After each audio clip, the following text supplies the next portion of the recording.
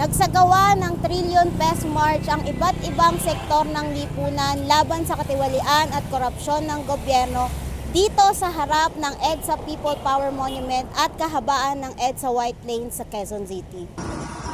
Sa ginanap na programang Trillion Peso March, iba't ibang leader ng simbahan ang nagsalita at nanawagang panagutin ang mga may sala sa nangyayaring katiwalian ngayon sa gobyerno.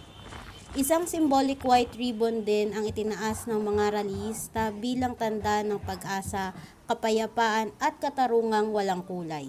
Samantala, nakilahok din ng ilang artista katulad ni Vice Ganda, Ann Curtis, Donnie Panghilinan, Darren Espanto, Iza Calzado, Gabby Garcia, Bandang Ben and Ben at iba pa.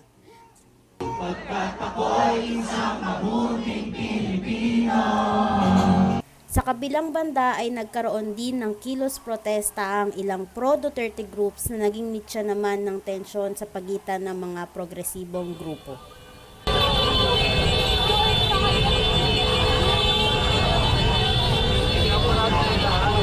Natapos ang programa sa ganap na 6:00 ng gabi at payapang nagsiuwian ang mga lumahok dito.